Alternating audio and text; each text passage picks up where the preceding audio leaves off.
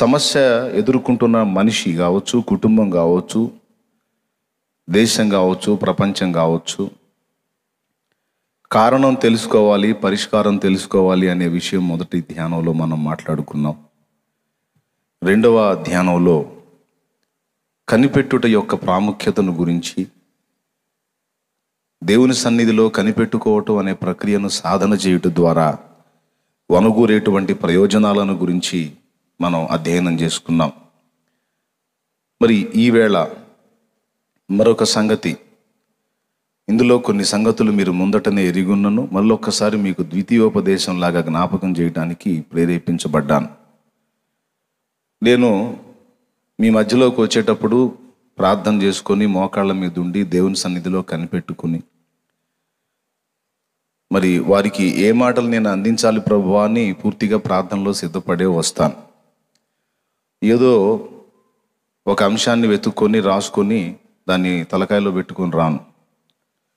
పూర్తిగా దేవుని పాదాల దగ్గర కాస్త కనిపెట్టుకుంటాను. స్పష్టంగా ఆయన నా దృష్టిలోకి తెచ్చినటువంటి విషయాలని మీకు అందించడానికి ఇష్టపడతాను, ప్రార్థనలోనే సిద్ధపడతాను. కొన్నిసార్లు అక్కడ ప్రార్థనలో ఉన్నప్పుడు మాట్లాడతాడు, కొన్ని బలిపీఠం మీదకి వచ్చినప్పుడు మాట్లాడతాడు. ఇప్పుడు నేను మీకు చూపించిన వచనం ఇక్కడికి వచ్చినప్పుడు నాకు దేవుడు గుర్తు చేసింది.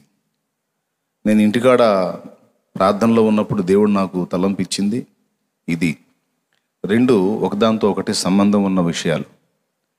ఆరాధన గీతంగా నేను ఏది పాడాలి అనే దాని విషయంలో కూడా నేను ఎందుకు ఆగుతాను అంటే, ఏదో నా మనసుకు తోచిన గీతం నేను పాడటం కాదు, కానీ దేవుని ఆత్మ ఏ పాటని ఈరోజు ఆరాధనలో ఆశిస్తున్నాడో ఆ పాటని దేవుడు నా తలంపుల్లోకి తెచ్చినట్లు కొంచెం మౌనం పాటిస్తాను. అప్పుడు మిమ్మల్ని స్తుతించమంటాను. ఆయన తలంపుల్లోకి తీసుకొచ్చిన దాంతో ఆరాధించినప్పుడు ముందు నాకు తృప్తి కలిగిద్ది, నేను తృప్తిగా ఆరాధించినప్పుడు నాతో ఏకీభవించే మీకు తృప్తి కలిగిద్ది. ఇది మీకు అర్థమైంది అనుకుంటాను. ఇక దీని గురించి ఏం ప్రసంగం అవసరంలా. ఆరాధించేవాడు, పాడేవాడు కానీ, ఆరాధించేవాడు కానీ, స్తుతించేవాడు కానీ ముందు హృదయపూర్వకంగా తను తన్మయిస్తూ పరవశిస్తూ ఆ భావన తను ఆస్వాదిస్తూ బయటికి అందించినప్పుడే అవతలి వాళ్ళలో అది కదిలించగలిగిద్ది, అవతలి వాళ్ళలో ఆ భావన తీసుకొని రాగలిగిద్ది. మనం పొడిగా ప్లెయిన్గా వెళ్ళామంటే అవతల హృదయాల్లో కూడా పొడిగా అట్లనే ఉంటుంది. ఎప్పుడైనా పాడే వ్యక్తులకి ఎవరైనా కావచ్చు, ఇది నేర్చుకోవాల్సిన విషయం. పాటలో ఏ భావం అయితే ఉందో అది ముందు మనం అనుభవించాలి. ప్రసంగమైనా, పాటైనా, స్తుతి ఆరాధన అయినా, ఏదైనా అందరికీ ఉపయోగపడిద్దని చెప్పా. అది మనకు తోచింది కాకుండా దేవుడిచ్చింది అయితే, ఆ తలంపుల్లోకి దేవుడు తెచ్చింది అయితే ఇంకా బాగుంటుంది. దాని రిజల్ట్ అద్భుతంగా ఉంటుంది. Okay, right. మనం చదువుకున్న ఈ వచనంలో ఒక విచిత్రమైన మాట ఉంది. ఏమిటి ఆ మాట అంటే, యెహోవా నాకు చేసిన ఉపకారములన్నిటికీ నేను ఆయనకి ఏమి చెల్లించుదును అన్నాడు. అంటే ఏం చెప్పుకుంటున్నాడంటే, దేవుడు నాకు చాలా ఉపకారాలు చేశాడు,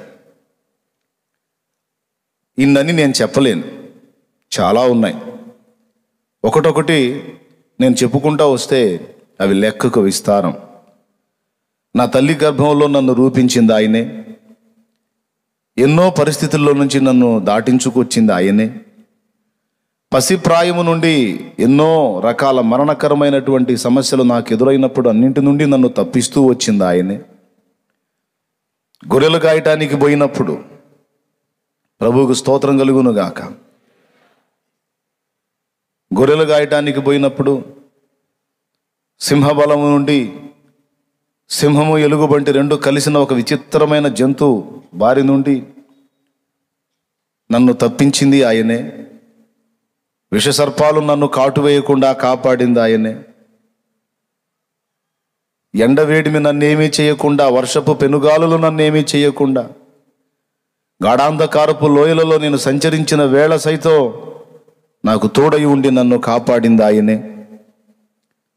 ఇలాగ ఎన్నెన్నో కార్యాలు చేశాడు. గొర్రెలు కాసుకునే నన్ను సింహాసనం ఎక్కించి రాజును చేసింది ఆయనే. అతిక్రమములు చేస్తే అతిక్రమములను పరిహరించి తిరిగి నన్ను మరలా మహిమపరిచింది ఆయనే. ఈ రకంగా ఎన్నో పర్యాయాలు శత్రువుల ఎదుట నేను నిలిచినప్పుడు ఆశ్చర్యమైన రీతిలో నాకు జయమిచ్చింది ఆయనే. నన్ను చంపచూచి అచ్చంగా ఈట చేత పెట్టుకొని వెతికినటువంటి ఒక ఘనుడైన రాజు చేత పడకుండా నన్ను అనుక్షణం నీడవలి ఉండి కాపాడింది ఆయనే. అతని రాజ్యమును తీసి నా చేతికి ఇచ్చింది ఆయనే. నా ఇంటి వారి ఎదుట, సమాజం ఎదుట తృణీకరింపబడిన నన్ను అందరి ముందు ఘనపరిచింది ఆయనే. అంతేకాదు, ప్రవక్త అయిన సమూయేలుతో మాట్లాడి నా మీద తైలము పోయించింది ఆయనే. ప్రవక్త అయిన సమూయేలుకి నన్ను గూర్చి నా చిత్తానుసారమైన మనస్సు గలవాడని సాక్ష్యం ఇచ్చింది ఆయనే. ఈ రకంగా ఎన్నెన్నో ఆయన నాకు ఉపకారాలు చేశాడు. ఇలాగా చెప్పుకుంటూ పోతే ప్రతిరోజు ఆయన కార్యాలు అనుభవించని రోజు నా జీవితంలో ఒకటైనా లేదు అని చెప్పగలడు భక్తుడైన దావీదు. మరి ఇన్ని ఉపకారాలు చేశాడు, మరి ఇంత మేలులు చేశాడు, ఇన్ని కార్యాలు చేశాడు గనుక నేను ఆయనకు ఏమివ్వగలను? దేవునికి స్తోత్రం కలుగును గాక. హల్లెలూయా. ప్రియులారా, నేను ఏమి ఇవ్వగలను అంటే ఏదో ఒకటి ఆలోచించి ఇవ్వండి దావీదు గారు, దాని గురించి ఇంత పరిశోధన అవసరమా? ఏదో ఒకటి ఇచ్చేయండి అంటే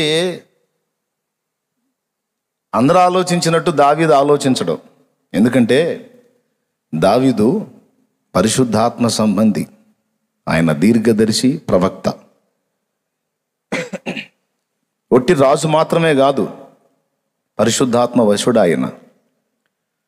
కాబట్టి ఏమిచ్చి నేను ఆయన తృప్తిపరచగలను, నా అవసరత ఏ విషయంలో దేవునికి ఉంది అనేది గుర్తుపట్టాడండి ఆయన. వెండి ఇచ్చేదా, బంగారం ఇచ్చేదా, మరి ఇంకా ఏమి ఇచ్చేది? నేను మందిరం కట్టించేదా, గోపురం కట్టించేదా, లేకపోతే మరేది ఏది చేసేది? వేలాది పొట్టేళ్లను వధించేదా, ఏడాది దూడలను వధించేదా, ఎడ్లను వధించేదా, క్రొవ్విన పశువుల్ని వధించేదా? ఏం వధించేది? దేవా, నువ్వు వీటిలో ఈ వేటిని కోరుచున్నావు, వేటిని కోరవే, వేటిని ఇష్టపడవే. కానీ నేను నీకేదో ఒకటి చేయాలయ్యా, నాకు ఇన్ని మేలులు, ఇన్ని ఉపకారాలు చేసిన నీకు నేను ఏదో ఒకటి చేయాలయ్యా అని అడిగినట్టున్నాడు దేవుణ్ణి.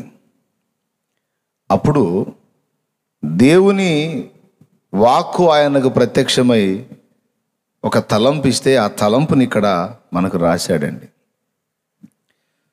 ఏమి ఇచ్చాడు దేవుడు తలంపు అంటే, రక్షణ పాత్రను చేతపుచ్చుకొని యెహోవా నామమున ప్రార్థన చేసేదను అన్నాడు. ఏమయ్యా, ప్రార్థన అంటే మన దృష్టిలో అర్థం ఏంటి? ప్రార్థన అంటే మన దృష్టిలో అర్థం ఏంటి? అడుగుట, దేవుని దగ్గర నుండి పొందుకొనుట. చాలామంది తలంపుల్లో ప్రార్థన అంటే అడుగుట. వాస్తవమే, అంతేగా. ప్రార్థన చేద్దామంటే ఇక మోకాళ్ళుని, ప్రభువా అది చేయి, ఇది చేయి, అట్లా చేయి, ఇట్లా చేయి, ఆ సమస్యలు తీర్చు, ఈ సమస్యలు తీర్చు అని మొత్తుకోవటమే కదా మనకు తెలిసి ప్రార్థన. కానీ ఇక్కడ అప్పటిదాకా అన్నీ పొందుకొని మళ్ళా పాత్ర తీసుకొని మళ్ళా అడుగుతానంటాడేంది? మళ్ళా పాత్ర తీసుకొని మళ్ళా అడిగితే ఇక దావీదు దేవునికి ఇచ్చింది ఏంటి? ఇది మనం ఆలోచించాల్సిన సంగతి. అప్పటిదాకా పాత్ర పట్టుకున్నావు, ఎన్నో కార్యాలు పొందుకున్నావు, బాగుంది. కనీసం ఇప్పుడన్నా నేను దేవుడికి ఏదన్నా ఇవ్వాలని ఏదన్నా వస్తు రూపంగానో ఇంకో రూపంగానో ఏదో చేయాలి. అవేవి కాకుండా మళ్ళా పాత్ర పుచ్చుకొని మళ్ళా అడుగుతాను, మళ్ళా ప్రార్థన చేస్తాను అంటాడు. పైన చెప్పిన మాటకి కింద చెప్పిన మాటకి సంబంధం ఉందా? ఉందా? సంబంధం లేదు. పోనీ ఆ మాట ఏమన్నా దావీదు తనంతట తాను అన్నాడా? తనంతట తాను సొంత మాటగా అంటే దాన్ని దేవుడు గ్రంథంలోకి ఎందుకు రానిచ్చాడు? కాదు, దావీదు తనంతట తాను సొంత మాటగా అనలేదు. పూర్తిగా పరిశుద్ధాత్మ వశుడై పరిశుద్ధాత్మ ప్రేరేపితుడై పలికిన మాట అది. ఎందుకన్నాడంటే దేవుడే చెప్పాడు, దేవా ఇన్ని మేలులు ఇన్ని ఉపకారాలు నాకు చేశావు కదా, మరి ఇన్ని మేలులు ఇన్ని ఉపకారాలు పొందిన నేను నీకేం చేయాలో ఒక్కసారి చెప్పవయ్యా నాకు అని అడిగాడు. అప్పుడు దేవుడు ఏం చెప్పాడంటే ప్రార్థన చేయి దావీదు అన్నాడు. ప్రార్థన ఎందుకు ప్రభువా? ఆల్రెడీ బోల్డ్ అన్ని అడుక్కున్నాను, పొందుకున్నాను, మళ్ళా అడుక్కోమంటావేంది ప్రభువా అంటే, ఇక్కడ ప్రార్థన అని చెప్పిన మాటలో నిర్వచనం మారిపోతుంది. ఇక్కడే కాదు, మీకు గతంలో ఒకసారి చెప్పా. తిమోతికి రాసిన మొదటి పత్రిక 2వ అధ్యాయములో ఇలాగూ రాయబడి ఉంది. తొందరగా చూడండి, లేట్ చేయకుండా.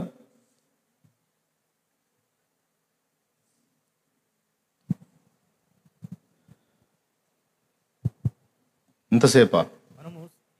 మనము సుఖముగాను మనము సంపూర్ణ భక్తియు మాన్యత కలిగి నెమ్మదిగాను సుఖముగాను బ్రతుకు నిమిత్తము, మనము సంపూర్ణ భక్తియు మాన్యతయు కలిగి నెమ్మదిగాను సుఖముగాను బ్రతుకు నిమిత్తము అన్నిటికంటే ముఖ్యముగా, అదిగదుగో అన్నిటికంటే ముఖ్యముగా, మనుషులందరి కొరకు. అంటే చాలా ఉన్నాయి కానీ వాటన్నిటికంటే ముఖ్యముగా ఇది చెయ్యాలన్నాడు. ఏంటది? మనుషులందరి కొరకు.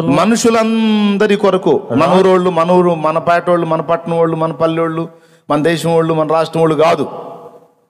మనుషుడు అనేవాడు భూమి మీద ఎంతమంది అయితే ఉన్నారో మనుషులందరి కొరకును, రాజుల కొరకును, మన దేశపు రాజు కోసం మాత్రమే కాదు, రాజుల కొరకు అంటే అన్ని దేశముల రాజుల కొరకును, అధికారులందరి కొరకును. అనా వేరే దేశపోడి సంగతి మనకెందుకన్నా? ఇప్పుడు మన దేశపు రాజు ఎవరు ఉన్నారు? ఇప్పుడు కేంద్రంలోనేమో ఆయన మోదీ గారు ఉన్నాడు, రాష్ట్రంలోనేమో జగన్ గారు ఉన్నాడు. వీళ్ళ సంగతి చేస్తే పోతుంది కదా, ఇక మళ్ళీ పక్క దేశపు రాజుల సంగతి మనకి ఎందుకన్నా అంటే, పాకిస్తాన్ రాజు కంట్రోల్లో ఉంటే వాళ్ళు మనల్ని టార్చర్ చేయటం ఆగిపోయింది. చైనా రాజు కంట్రోల్లో ఉంటే అటుపక్క నుంచి శోధన పోయింది, దరిద్రం వదిలి. కానీ మన దేశపు రాజులతో పాటు పక్క దేశపు రాజులు కూడా లైన్లో ఉండాలి. వాళ్ళు దయ్యం చేత ప్రేరేపించబడ్డ మన కగచాట్లు. అందుకనే మనము సుఖముగా సంపూర్ణ భక్తియు మాన్యతయు కలిగి నెమ్మదిగాను సుఖముగాను మనం ఉండాలంటే ముందు మన పక్కోళ్ళు కంట్రోల్లో ఉండాలి, లేకపోతే వాళ్ళ వల్ల మనకు టార్చర్. ఇరుగు పొరుగుల వల్ల, ఇతర రాష్ట్రాల వల్ల, ఇతర దేశాల వల్ల మనకు సమస్యలు రాకుండాన్నట్లు అన్నిటికంటే ముఖ్యముగా మనుషులందరి కొరకును, రాజుల కొరకును, అధికారులందరి కొరకును విజ్ఞాపనములను. అదిగదిగో అక్కడ 4 మాటలు చెప్తాడు, జాగ్రత్తగా వాటిని రౌండ్ చేసుకోండి. విజ్ఞాపనములను, ప్రార్థనలను, యాచనలను, కృతజ్ఞతాస్తుతులను చేయవలనని హెచ్చరించుచున్నాను. దేవునికి స్తోత్రం కలుగును గాక. ఇప్పుడు విజ్ఞాపన అంటే ఏంది? ప్రార్థన అంటే ఏంది? యాచన అంటే ఏంది? కృతజ్ఞతాస్తుతి అంటే ఏంది? 4 ఒక్కటి కాదా? నిన్న చెప్పాను ప్రార్థనలో 2 భాగాలని. 1 మనం దేవునితో మాట్లాడుట, 2 దేవుని మాటల కొరకు కనిపెట్టుట అని. దాన్ని అటు ఉంచండి. ఈరోజు మరొక సంగతి మనం అధ్యయనం చేద్దాం. ప్రార్థన అని మనం బైబిల్ తీసుకొని మందిరానికి వస్తున్నాం, లేదా ప్రార్థన అని మనం ఏకాంతానికి వెళ్తున్నాం దేవునితో గడపడానికి. చెప్పేది ఎక్కడికి వెళ్తున్నావు బాబు? అమ్మా ఎక్కడికి వెళ్తుంటే ప్రార్థనకి వెళ్తున్నాను. ఓకే, వెళ్ళి ఏం చేస్తున్నావు? ప్రార్థన చేస్తున్నావు. ప్రార్థనలో 4 విభాగాలు ఉన్నాయి. మొట్టమొదటిది విజ్ఞాపన. విజ్ఞాపన అంటే ఇతరుల కొరకు మనం అడిగేది, లోతును తప్పించమని అబ్రహాము దేవునికి విజ్ఞాపన చేశాడు. సొదొమ గొమొర్రా యొక్క వినాశనంలో దేవుడు అబ్రహామును జ్ఞాపకం చేసుకొని లోతును తప్పించాడని ఉంటుంది. చూపించేదా రెఫరెన్సు? ఓ మస్తు సార్లు చదివామంటారా? చూపిమంటే చూపిస్తా. మరి దారుణం, ఆదికాండం ఆ విషయం కూడా తెలియకపోతే ఇక నీళ్ళు లేని బావిలో దూకినట్టు అన్నమాట. దేవునికి స్తోత్రం కలుగును గాక. అయినా పర్లేదు, తప్పులేదు, చూద్దాం. ఒకసారి ఆదికాండము మనం తీసుకుందామండి. ఆదికాండము 19వ అధ్యాయము 29వ వచనాన్ని చూద్దాం. దేవుడు ఆ మైదానపు పట్టణములను పాడు చేసినప్పుడు దేవుడు అబ్రహామును జ్ఞాపకము చేసుకుని లోతు కాపురమున్న పట్టణములను నాశనము చేసినప్పుడు ఆ నాశనము మధ్యను లోతు నశింపకుండా అతన్ని తప్పించెను. దేవునికి స్తోత్రం కలుగును గాక. ఎందుకు తప్పించాడు లోతుని అంటే అబ్రహామును జ్ఞాపకం చేసుకున్నాడు అన్నాడు. అబ్రహాము చేసిన విజ్ఞాపన ఆలకించాడు, లోతును తప్పించాడు. ఓకేనా? ఇది ఇతరుల కొరకు అబ్రహాం అడిగింది. తర్వాత ఐగుప్తు దేశములో ఉన్నప్పుడు, తర్వాత అబీమెలెకు రాజు దగ్గర ఉన్నప్పుడు 2 సార్లు తన భార్యను ఎడబాశాడు అబ్రహాం. ఈ దరిద్రులు శారాను తీసుకొని పోయారు. ఐగుప్తు రాజు ఫరో అంతే చేశాడు, అబీమెలెకు రాజు అనేవాడు కూడా అంతే చేశాడు. అబ్రహాము యొక్క భార్య అయిన శారాని తీసుకొని పోయారు. పోయినప్పుడు ఒక రాజుతో దేవుడు మాట్లాడుతూ అంటున్నాడు. చూడండి, ఆదికాండము 20వ అధ్యాయం ఒకసారి తీసుకోండి. ఇతరుల కొరకు విజ్ఞాపన. ఆదికాండము 20వ అధ్యాయము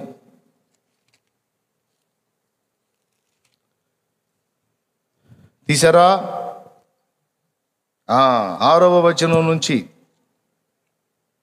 అందుకు దేవుడు, అవును, యథార్థ హృదయముతో దీన్ని చేసితివని నేను ఎరుగుదును, మరియు నీవు నాకు విరోధముగా పక్కన నిమిషం ఆగు.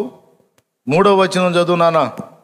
అయినను రాత్రి వేళ దేవుడు స్వప్నమందు అబీమెలెకు నొద్దకు వచ్చి నీవు నీ ఇంట చేర్చుకున్న స్త్రీ ఒక పురుషునికి భార్య గనుక ఆమె నిమిత్తము నీవు చచ్చిన వాడవు సుమా అని చెప్పాను. దేవునికి స్తోత్రం కలుగును గాక. చూడు 7వ వచనం చదువు. కాబట్టి ఆ మనుషుని భార్యను తిరిగి అతనికి అప్పగించుము, అతడు ప్రవక్త, అతడు నీ కొరకు ప్రార్థన చేయును, నీవు బ్రతుకుదువు. నీవు ఆమెను అతనికి అప్పగించిన ఎడల నీవును నీ వారందరూ నిశ్చయముగా చచ్చెదరని తెలుసుకునమని స్వప్నమందు అతనితో చెప్పాను. దేవునికి స్తోత్రం కలుగును గాక. ఇక్కడ ఏమని వాడాడు? ప్రార్థన అన్నాడు. అతడు నీ కొరకు ప్రార్థన చేయను అంటే అబీమెలెకు ఏ గతి పట్టింది? శారాను తీసుకొని ఇంట్లో పెట్టుకున్నాడు, మంచం ఎక్కాడు.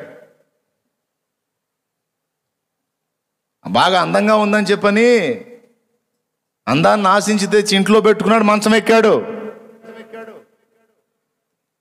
దేవుడు దర్శించి మాట్లాడుతున్నాడు. ఆ మంచంలో పండుకున్నాడు, మొత్తుకున్నట్టున్నాడు, దేవా ఎందుకు నాకు ఈ గతి వచ్చిందని. అప్పుడు దేవుడు దర్శించాడు అన్నమాట. నువ్వు నీ ఇంటికి తీసుకొచ్చిన స్త్రీ ఒక పురుషునికి భార్య. ఎంత ధైర్యం! అది కూడా నా భక్తుడు, అతడు ప్రవక్త, అతని భార్య విషయమై నీవు చచ్చినవాడో, జాగ్రత్త, చస్తావును. అతన్ని పిలిపించి అతని భార్యను అతనికి అప్పగించు. అతడు ప్రవక్త, అతడు నీ కొరకు ప్రార్థన చేయును, అప్పుడు నువ్వు బ్రతుకుదువు అన్నాడు. అంటే ఏ స్థితిలో ఉన్నాడు? ఏ స్థితిలో ఉన్నాడు? రైట్, అక్కడ ప్రార్థన అని మెన్షన్ చేశాడు. ఇప్పుడు అబ్రహాం వచ్చి అబీమెలెకు పక్షంగా ప్రార్థన చేయాలా, విజ్ఞాపన చేయాలా? ప్రభువా పోనీలే ప్రభువా, ఏదో ఏడ్చాళ్లే వెధవా, పోనీ ప్రభువా అంటేనే వాడు మళ్ళీ మంచం దిగేది, లేకపోతే అటు నుంచి అటే. కానీ ఆ విజ్ఞాపనను కూడా ప్రార్థన అనే దానిలో మెన్షన్ చేశాడు. వాస్తవంగా అబ్రహాము వచ్చి అక్కడ చేయాల్సింది విజ్ఞాపన, అతని పక్షముగా. అర్థమైందా? ప్రార్థన అనే దానిలో 4 భాగాలు ఉన్నాయి. అందులో మొట్టమొదటిది విజ్ఞాపన, అంటే ఇతరుల కొరకు మనం విజ్ఞాపన అని. ఎక్కడుందన్నా ఇతరుల కొరకు చేసేది విజ్ఞాపన అని అంటే రోమాపత్రిక 8వ అధ్యాయం 34వ వచనంలో యేసు మన పక్షమున విజ్ఞాపనము చేయుచున్నాడని ఉంది, చూడండి ఒకసారి. శిక్ష విధించువాడెవడు? చనిపోయిన క్రీస్తు యేసే.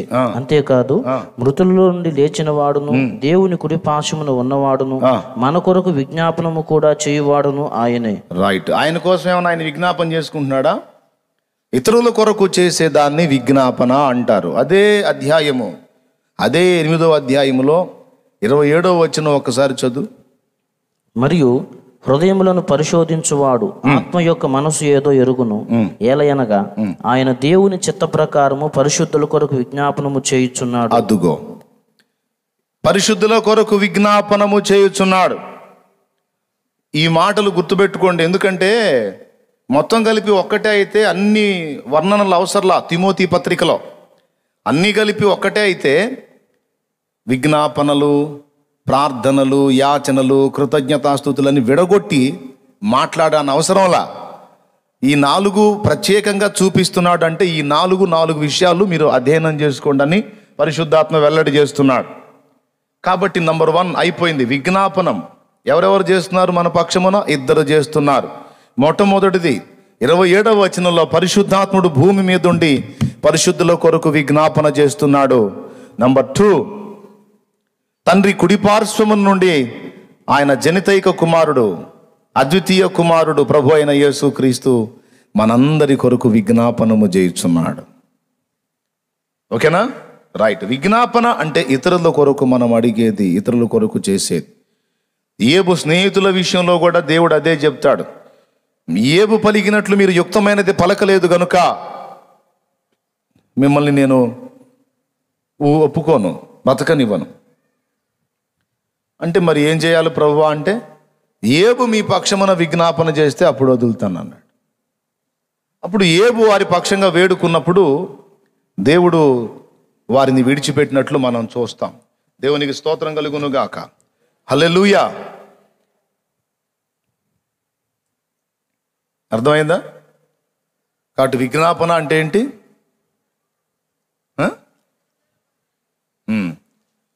రెండోది ఏముంది? విజ్ఞాపన అనే దాన్ని రౌండ్ చేయండి. రెండోది ఏముంది అక్కడ? విజ్ఞాపనలను ప్రార్థన. చూడండి, బైబిల్కి వెళ్ళి చూడండి ఏముంది? ప్రార్థనలు. రైట్. మరి విజ్ఞాపన అంటే ఇతరుల కోసం మనం చేసేది. మరి యాచన అంటే ఏంది? ప్రార్థన తర్వాత యాచన అని ఉంది. యాచన అంటే ఏంది? యాచన అంటే అడుగుట. యాచకుడు అంటే ఎవరు? కాస్త నోరు తెరిచి చెప్పండి. మీరేం మనుషులు ఇన్నిసార్లు అడిగించుకుంటారు? యాచకుడు అంటే ఎవరు? యాజకుడు అంటే యాజకుడు కూడా అడుక్కునేవాడేనా? నా పదం మీరు సరిగ్గా గమనించట్లా. యాచకుడు, యాజకుడు. యాచకుడు అంటే భిక్షగాడు, యాజకుడు అంటే సేవకుడు. అమ్మ బాబు, ఒక్క అక్షరమే తేడానా? అమ్మో జాగ్రత్త. బ్యాలెన్స్ మిస్ అయితే మనం యాజకులం కాదు, యాచకుల్లాగా తయారవ్వాల్సి వచ్చింది. ఎప్పుడు అట్లా కావద్దు. అయితే మనం దేవుని ముందు యాచకులం కావాలి, కానీ మనుషుల ముందు యాచకులం కాకూడదు. స్తోత్రం. సరే, యాచనలు అన్నాడు 3వ పాయింట్. ఇప్పుడు యాచన అంటే అడుగుట, విజ్ఞాపన అంటే ఇతరుల కొరకు అడుగుట, యాచన అంటే మన కొరకు మనం దేవుని అడుగుట.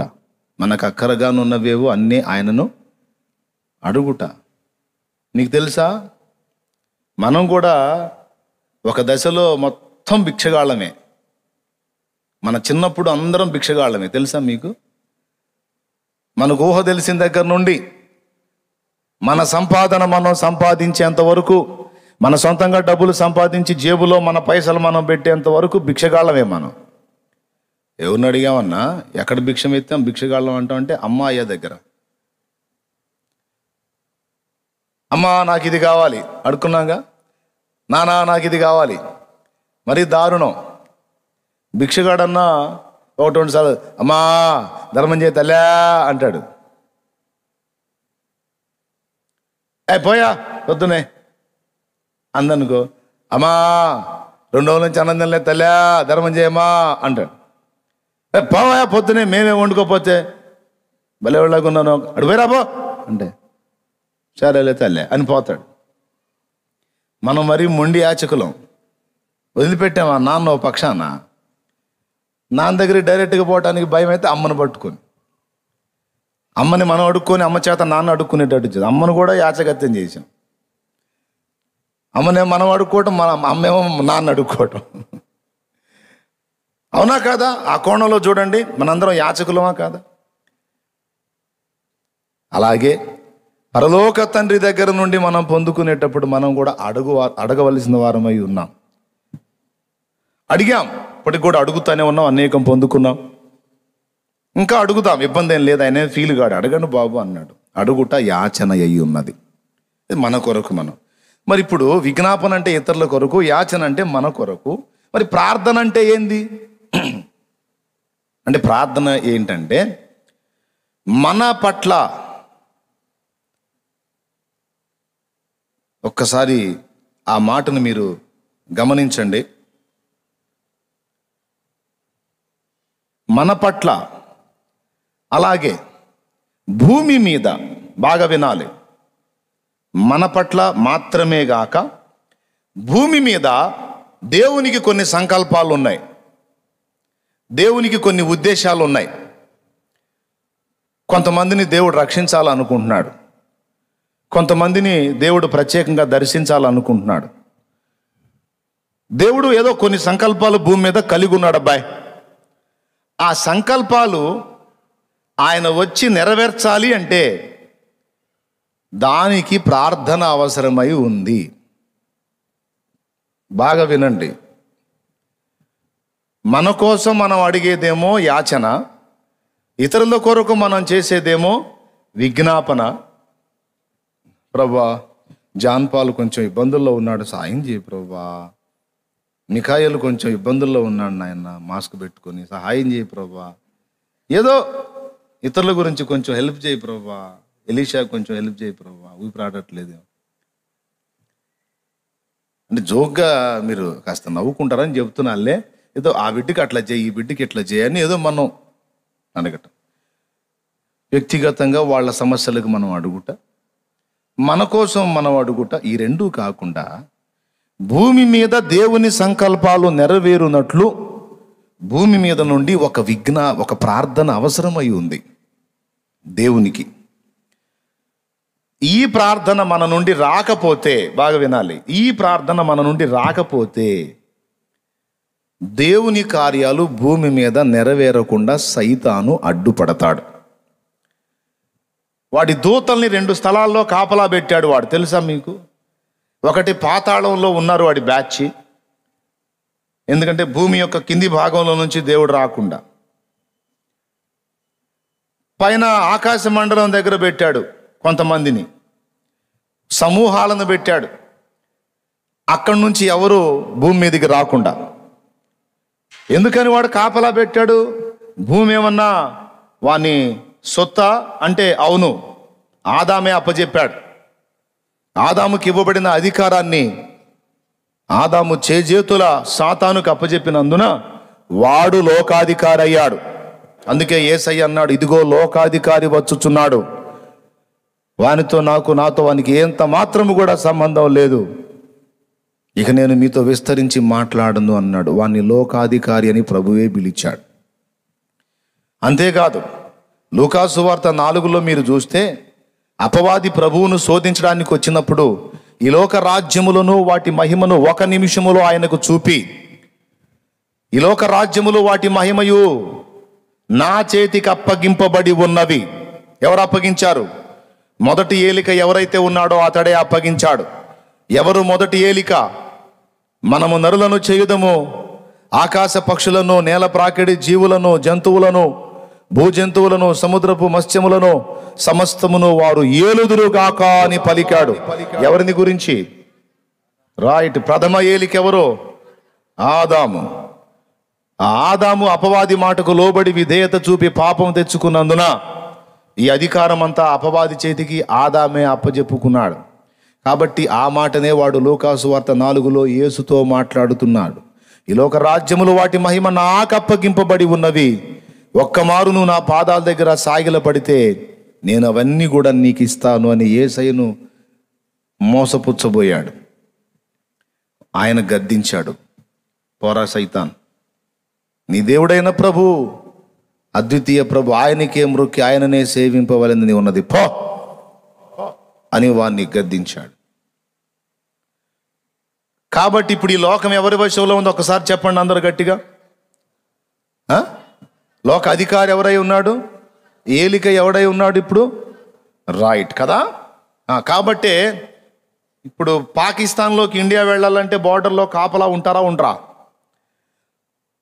ఇండియాలోకి వాళ్ళు రావాలంటే బార్డర్లో మనోళ్ళు కాపలా ఉంటారా ఉండరా? ఎవరి ప్రాంతం వాళ్ళదే, ఎవరి దేశం వాళ్ళదే.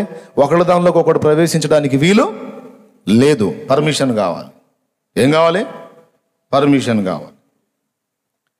ఇప్పుడు దేవుడు కూడా భూమి మీదకి వచ్చి ఆయన సంకల్పాలు నెరవేర్చాలంటే, ఆయన కార్యాలు నెరవేర్చాలంటే అక్కడ ఉన్నారు, ఆకాశ మండలంలో ఉన్నారు, బ్యాచ్ సమూహాలు ఉన్నారు, సైన్యాలు గుంపులు గుంపులు ఉన్నారు. వాళ్ళని దాటుకొని రావాలి. గాబ్రియేల్ని పంపించాలన్నా, మిఖాయేల్ని పంపించాలన్నా, ఎవరిని పంపించాలన్నా వాళ్ళు అడ్డగిస్తారని మీకు తెలుసా? దానియేలు గ్రంథం 10 చూడండి. పారసీకుల అధిపతి 21 దినము నన్ను అడ్డగించెను. దేవునికి స్తోత్రం కలుగును గాక. దానియేలు, నీవు తెలుసుకొనవలెనని నీ మనస్సు నిలిపినప్పుడే దేవుడు నన్ను పంపించాడు.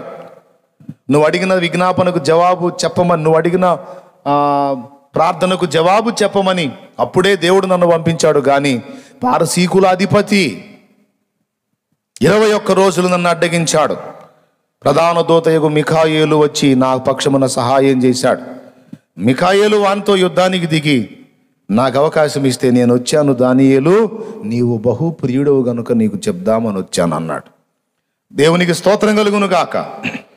సో దీన్ని బట్టి ఏమర్థమవుతుంది? అపవాది పైనుంచి వచ్చేటువంటి వారిని అడ్డగిస్తాడు. ఏ ప్రక్క నుండి కూడా రాకుండా అన్ని బార్డర్స్లో వీడు చెక్ పోస్టులు పెట్టుకున్నాడు.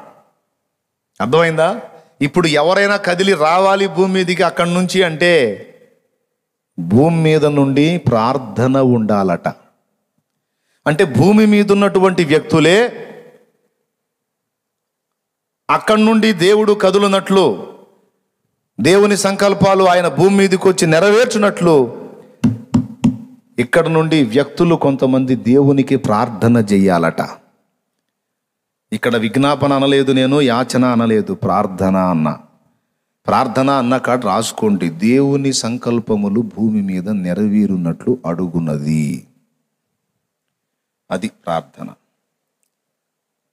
హల్లెలూయా, హల్లెలూయా.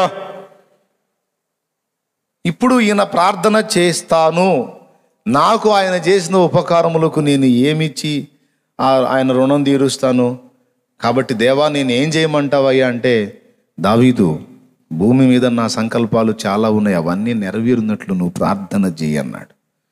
ప్రార్థన ఎందుకు ప్రభు అంటే, భూమి మీద ఎవరో ఒకరు నా సంకల్పం యొక్క నెరవేర్పు కొరకు ప్రార్థించకపోతే అధికారికంగా నేను వచ్చి పని చేయలేనయ్యా అన్నాడు. ఏందయ్యా ఆయన అంతసేటు ఇబ్బంది పడేది? పెద్ద ఆయన ఏంది ఆయన అంతసేటు బాధపడేది? అంత అవసరం ఏముంది? లాగొక తన్నుదంతే సైతాను దురాత్మలు ఎడిపోతాయో పోతాయిగా. వాటికి అంత విలువిచ్చేది ఏంది అసలు? వాటికి అంత గౌరవం ఇచ్చేదేంది అంటే ఉంటాడు అపవాది. దేవుడు ఒక్కసారి గాలుస్తే ఉంటాడా వాడు? ఒక మాట పలికితే నామరూపాలు లేకుండా నశించిపోతాడు కదా.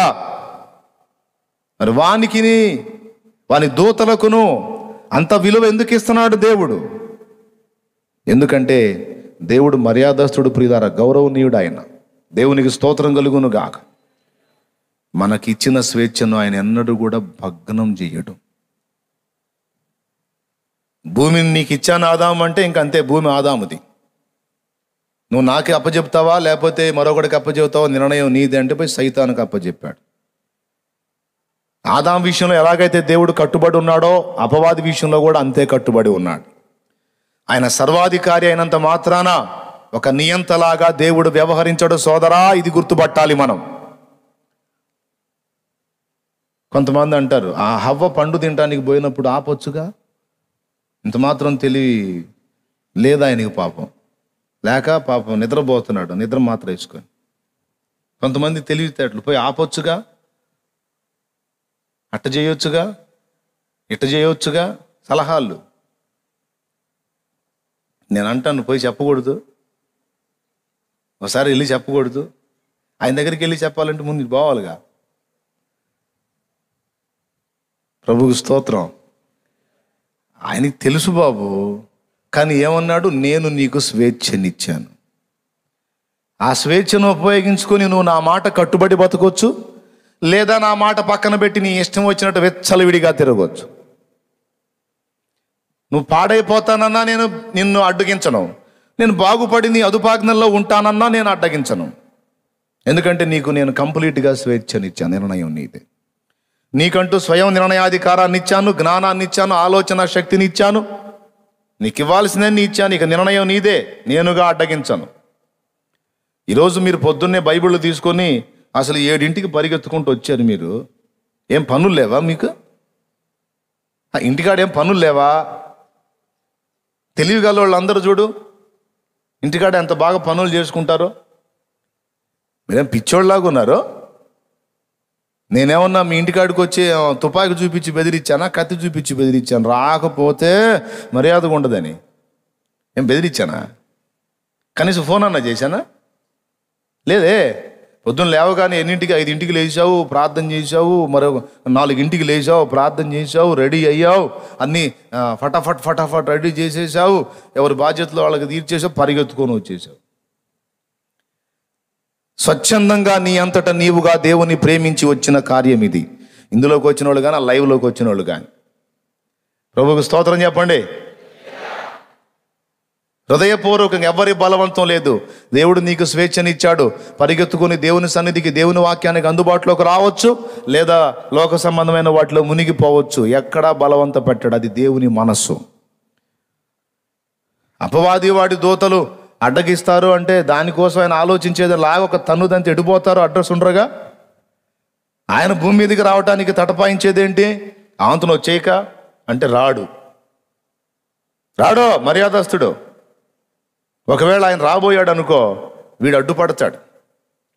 అడ్డుపడి ఆయన మీద యుద్ధం చేస్తాడని కాదు, అడుగుతాడు, దేవా నీవు చెప్పిన నియమాన్ని, నీవు పెట్టిన కట్టడని నీవే మీరతావా? ఎందుకు వస్తున్నావు నువ్వు భూమి మీదకి? ఇది ఆదాముకి ఇచ్చావు, ఆదాము నాకు ఇచ్చాడు, నాది. నేను సెక్యూరిటీ ఏర్పాటు చేసుకున్నా, నా భద్రత నేను చేసుకున్నా. నువ్వెందుకు వస్తానంటున్నావు భూమి మీదకి? నిన్నెవరైనా రమ్మన్నారా? నువ్వెందుకు భూమి మీద నా ఏరియాలోకి వచ్చి నీ పనులు చేస్తున్నావు? నిన్నెవరైనా పిలిచారా? నిన్నెవరైనా పిలిస్తే, నిన్నెవరైనా రమ్మంటే రా. ఎవరు పిలవనప్పుడు, ఎవరు రమ్మన్నప్పుడు, రమ్మనప్పుడు నువ్వు ఎందుకు వస్తున్నావయ్యా అని ఒక మాటే వాడు అడ్డు పెట్టేది. గౌరవనీయుడైన దేవుడు, మర్యాదస్తుడైన దేవుడు ఆ మాటకి మరి చిన్నబుచ్చు కూడా వస్తాడా, వెనక్కి వెళ్ళిపోతాడా? పెద్దగా చెప్పండి. ఏంట్రా నేను నీ మాటలు లెక్క చేసేది అంటాడా? న్యాయం మాట్లాడితే అపవాదిని కూడా అడ్డగించడు ఆయన. తండ్రి యొక్క సింహాసనం దగ్గరికి వెళ్ళి రాత్రింబవళ్ళు మన సహోదరుల మీద నేరము మోపువాడైన అపవాది అన్నాడు. నేరము మోపుతా ఉన్నాడు వాడు, రాత్రి పగలు తేడా లేకుండా. ఎక్కడా? తండ్రి అయిన దేవుని దగ్గర. అసలు ఎందుకు రానిస్తున్నాడు నాకు అర్థం కాదు. అంటే వాడు నేరం మోపేవన్నీ కూడా నిజాలు కాబట్టి, నిజాలు కాబట్టే వాడిని ఉండనిచ్చాడు అక్కడ. వాడు చెప్పేటువంటి విషయాలన్నీ కూడా వ్యాజ్యానికి తీసుకుంటున్నాడు దేవుడు. అయితే ప్లస్ ఏంటి మనకంటే, ఒక పక్కన వాడొచ్చి మన మీద నేరారోపణ అంతా చేస్తూ ఉంటే, మరో పక్కన మన అద్వితీయ ప్రభు మనందరి పక్షముగా ఆయన రక్తము చూపి విజ్ఞాపన చేస్తున్నాడు. అక్కడ బతికిపోతున్నాం. లేకపోతే అయిపోను మన పని ఎప్పుడో. వాడు రికార్డ్ తీసుకొని వెళ్తున్నాడు, ఆ రికార్డు అబద్ధం అయితే లాగి తంతాడు అక్కడే. వెధవా అబద్ధాలు చెప్తావు, బుద్ధి లేనివాడా పో అంటాడు. కానీ వాడు అబద్ధాలు చెప్పట్లా. మనం చేసినవి టైము డేటు అన్నీ తీసుకెళ్ళి యథార్థంగానే చెబుతున్నాడు కాబట్టి వాడి మాటలు అక్కడ ఆలకించబడుతున్నాయి. చెప్తున్నాను కదా, నిజము చెబితే న్యాయంగా మాట్లాడితే అపవాదిని కూడా దేవుడు అడ్డగించడు. కాబట్టి అక్కడి నుంచి ఆయన భూమి మీదకి వచ్చి తన సంకల్పాలు నెరవేర్చాలి అంటే, భూమి మీద వచ్చి వ్యక్తులను ఆయన దర్శించాలి అంటే, భూమి మీదకి వచ్చి ఆయన తన సంకల్పం ఏదేదైతే ఎవరెవరి విషయంలో ఏమేమో అన్ని నెరవేర్చాలంటే ఖచ్చితంగా భూమి మీద ఆయన సంకల్పాలు నెరవేర్చడానికి రమ్మని, దేనికి దానికి స్పష్టంగా చేయాలండి. అందుకే చెప్తున్నాను ఈ విషయం. మీరు గమనించండి, నూతన నిబంధనలో పౌలు చేసిన ప్రార్థనలు గుర్తించండి. అసలు ఎంతవరకు మీకు అర్థమైనాయో నాకు చెప్పండి. నిజంగా పౌలు ప్రార్థనలు అర్థం అయితే రికార్డ్ బ్రేకే మళ్ళా మీ విషయంలో. దమ్ముంటే సై మరి చెప్పండి నాకు. అన్న పౌలు చేసిన ప్రార్థనలు అన్నీ నాకు అర్థమైనాయి అన్నోళ్ళు చేయొత్తండి. పౌలు చేసిన ప్రార్థనలు మొత్తం నాకు అర్థమైనాయి అన్నోళ్ళు చేయొత్తండి. కొన్ని అర్థం అవుతాయి, కొన్ని అర్థం కావు. అసలు ఆ పదాలకు అర్థమే తెలియదు, అట్లుంటాయి. కానీ పౌలు అదే ప్రార్థనలు చేశాడు. ఎక్కడన్నా వేరే ప్రార్థన చేసినట్టు కనపడిద్దాం చూడండి. గమనించారా నేను చెప్పిన మాట? స్తోత్రం చెప్పండి ఒకసారి. హల్లెలూయా చెప్పు గట్టిగా. కొన్ని అర్థమవుతాయి, కొన్ని చాలా మార్మికంగా ఉంటాయి. అవి కూడా కొంచెం నిశ్చితంగా పరిశీలిస్తే అర్థమవుతాయి. కానీ అంత మనసు మనం పెట్టంలే. ప్రభు చిత్తంతో ఒకసారి ధ్యానించుకుందాం ఆయన ప్రార్థనల్లో ఉన్న ఆంతర్యం. ఆయన ప్రార్థనల్లో పరిశుద్ధులు సంపూర్ణులగునట్లు, దేవుని యొక్క సంకల్పము ఆయన ప్రేమ తెలుసుకున్నట్లు, మనోనేత్రములు వెలిగింపబడిన వారై ఆయన కార్యాలను గుర్తుపట్టున్నట్లు, ఆయన సంకల్పము వీరు భూమి మీద నెరవేర్చినట్లు, ఆయన భూమి మీద తన కార్యములు నెరవేర్చినట్లు. పౌలు ప్రార్థనలన్నీ కూడా దేవుని సంకల్పంతో ముడిపడి ఉంటాయి. ప్రభువుకు స్తోత్రం కలుగును గాక. గట్టిగా చెప్పండి. ఎవరి సంకల్పంతో ముడిపడి ఉంటాయి? ప్రభా ఆ బిడ్డకి అప్పులు అంట, ప్రభా అప్పులు తీర్చుంది ఆయన, స్తోత్రం ప్రభా అన్నట్టు ఉండవు చూడండి. ప్రభా ఈ బిడ్డకి జబ్బు అంట, ప్రభా యేసు నామములో స్వస్థపరచు ప్రభా, స్తోత్రం స్తోత్రం అన్నట్టు ఉండవు చూడండి. ఉంటాయా? అట్లాంటివి చూపిస్తారా?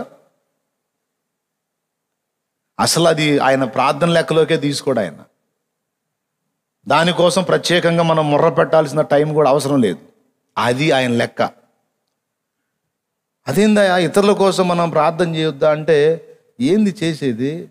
ఒక మాట బలిగితే అయిపోద్ది అంట.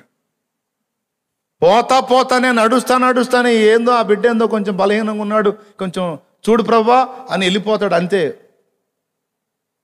దానికోసం ఆయన కూర్చోబెట్టి ప్రభా అనేది ఏం లేదాడా. నడుస్తానే పోతానే ఏందో చూడు ప్రభా కొంచెం ఇబ్బంది అంట, విడుదల నాయన అంతే. మరి దేనికోసం వారు మొర్ర పెట్టారు, గోజులాడారు, విజ్ఞాపన చేశారు అంటే ఈ పాయింట్ దగ్గరే. నీకు అక్కరగానున్నవేవో తనకు అక్కరగానున్నవేవో ఆయన ప్రత్యేకంగా కూర్చొని దానికోసం నీ అక్కర తీర్చున్నట్లుగా లేకపోతే తన అక్కర తీర్చుకున్నట్లుగా విజ్ఞాపన లేకపోతే యాచన చేయలా. అది అన్ని అవి రెండు కూడా పోతా నడుచుకుంటూ వెళ్తానే బలహీనత ఉందయ్యా మా అబ్బాయి కంటే తీసుకెళ్ళి వెయ్యిపో అని కూడా ఇచ్చినట్టు ఎక్కడా కనపడదు. ఆయన వస్త్రాలు అక్కడ పడేసి ఉంటాయా, ఇది తీసుకెళ్ళి వాళ్ళు వేస్తే వాడు బాగుపడతాడు. దానికేం స్వస్థత కూటం పెట్టి మళ్ళా స్తోత్రం గ్లోరీ టచ్ వచ్చి అనే ప్రసక్తి లేదు.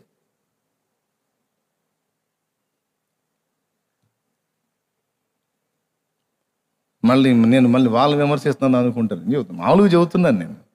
దానికోసం ఏదో ప్రత్యేకంగా ఒక కూటం పెట్టి దానికోసం గందరగోళం అవ్వాల్సిన అవసరం ఏం లేదు. పెట్టారా వాళ్ళు ఏమన్నా? పెట్టారా?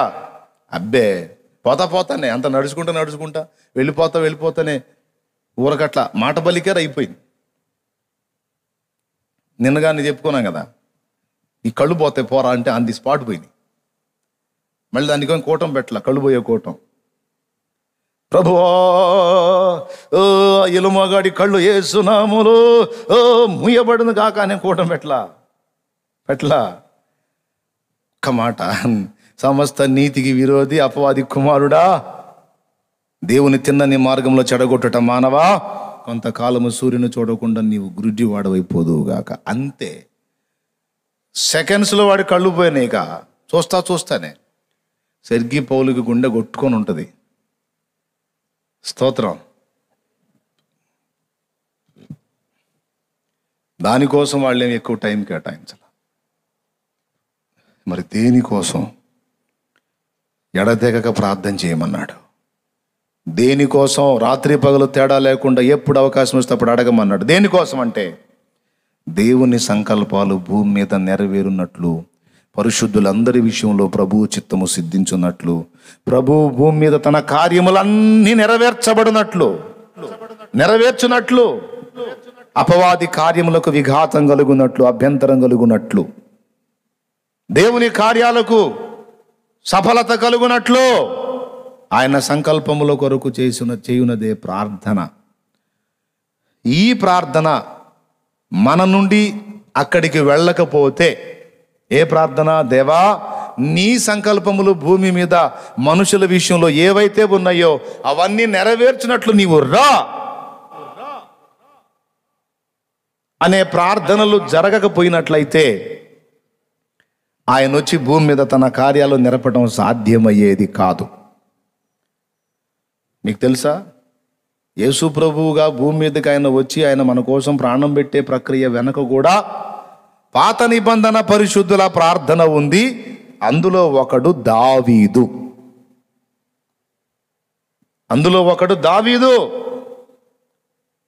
తనకు తెలియకయే ఎన్నో ప్రార్థనలు చేశాడు. అదే చెప్పాడన్నమాట, ఇంత చేసినా నీకు నేనేమి చేయగలను? ఇదిగో పాత్ర, రక్షణ పాత్ర, నన్ను రక్షించుకుంటేవి కదా, రక్షణ పాత్ర చేతబూని యెహోవా నామమున ప్రార్థన చేసేదను. నేను ప్రార్థన చేస్తానయ్యా, భూమి మీద నీ సంకల్పాలు నెరవేర్చబడాలి అంటే నీకు ఒక ప్రార్థన అవసరమై ఉంది కదా. అది లేకుండా అక్కడ సమూహాన్ని దాటి నువ్వు రావటానికి కుదరదు కదా. ఇదిగో నేను నిన్ను రప్పిస్తా ప్రభువా, నేను నీకు మార్గం సరళపరుస్తా ప్రభువా, నేను చేస్తా ప్రార్థన. రాయ్యా రా, భూమి మీదకి వచ్చి మానవ జాతి విషయంలో ఏ ప్రణాళిక ఉందో, ఏ సంకల్పం ఉందో అది మొత్తం నెరవేర్చు ప్రభువా. మరి ఆయన భూమి మీదకి రావాలి, ఆయన త్యాగం జరగాలి, ఆయన యజ్ఞం జరగాలి, ఆయన తిరిగి లేవాలి, ఆయన సంఘం రెడీ అవ్వాలి. ఈమె రెడీ అయ్యి తర్వాత దైవ కుమారుడికి పట్టమహిషి తయారు కావాలి. ఎంత సంకల్పం ఉందో చూడండి. ఆయన భూమి మీదకి రాకపోతే ఇవన్నీ జరుగుతాయా? ఇవన్నీ జరగకపోతే మరి రాజు ఒక్కడే కూర్చుంటాడు. మరి రాను, మరి పరలోకమందున్న దేవునికి రాజులైన యాజక సమూహమో, టోటల్ ప్లాన్ అంతా బ్రేక్ అయిపోద్ది. అందుకే దేవుడు భూమి మీద తన కొరకు భక్తులను ఏర్పరుచుకున్నాడని తెలుసుకొనుడే.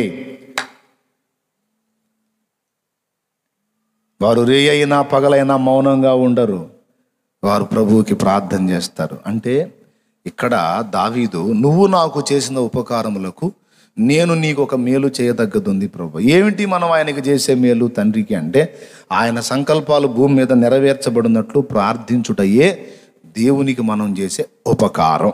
అది నేర్పుతున్నాడు ఆయన. దేవునికి స్తోత్రం కలుగును గాక. హల్లెలూయా. ఎంతమందికి అర్థమైంది? అబద్ధాలు ఆడకుండా చెప్పండి, నిజంగా మీకు అర్థమైందా? అర్థమైందా అమ్మా? అర్థమైంది. ఆహా. యాచన అంటే ఏంది?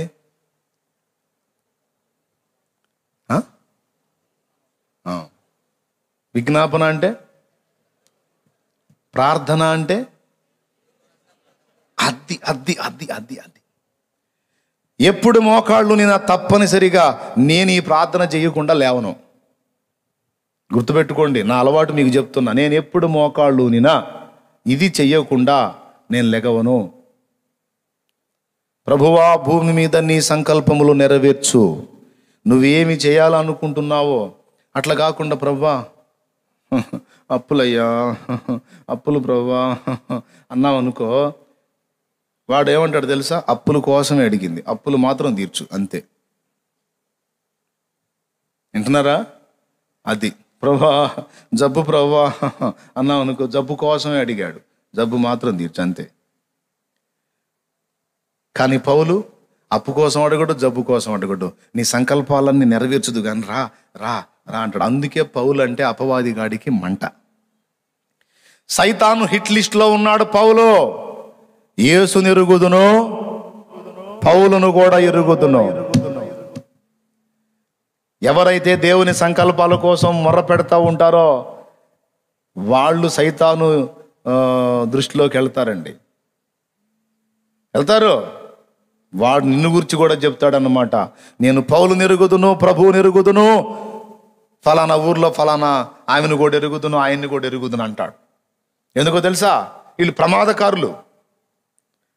పౌలు పెద్ద ప్రమాదం అపవాదికి. దావీదు అనుకోవాకు. స్తోత్రం, హల్లెలూయా. చాలా డేంజర్. ఎందుకంటే వేరే విషయాల కోసం చేయడు, ఆఖరికి తనకున్న సమస్య గురించి కూడా చేయడు. తన ఆత్మీయ కుమారుడికి కడుపు జబ్బు వస్తే దానికోసం కూడా చేయడు. కొంచెంగా ద్రాక్షరసం పుచ్చుకోవాయా, ఒట్టి ఖాళీ కడుపుతో ఉపవాసం ఉండకుండా ఏదో ఒకటి పోయాయా, లిక్విడ్ పోయి ఎసిడిటీ ఫామ్ కాకుండా ఉంటుంది అని చెప్పాడు అంతే. సలహా చెప్పాడు, వైద్య సలహా. అంతేగాని నాయనా కళ్ళు మూసుకో, స్తోత్రం స్తోత్రం స్తోత్రం అనలా.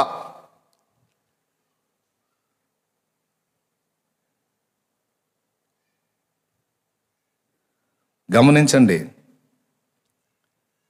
మరి దేనికోసం అంటే ఆయన మోకాళ్ళు ఉనితే. విచిత్రం చెప్పనా?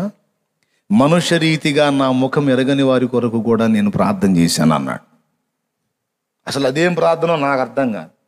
ముఖం ఎరిగిన వాళ్ళని కోసమే చేయటం కష్టం. మనం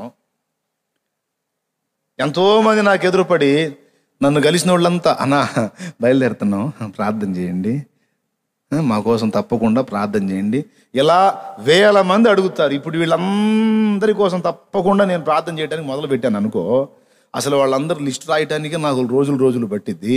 ఆ లిస్ట్ తీసుకొని కూర్చొని ప్రభా శుభమయ్యా, ప్రభా శుభం సంగతి చూడయ్యా అని నేను మొదలు పెట్టాను అనుకో, ఆ లిస్టులు మొత్తం ఖచ్చితంగా ఒక 20-30 సార్లు కంప్లీట్ అయ్యేసరికి మొత్తం తెల్లగా అయిపోతాయి. అసలు వాళ్ళు కూడా, ఆ పేపర్లో వాళ్ళు కూడా ఉండరు నేను అన్నీ కంప్లీట్ చేసేసరికి.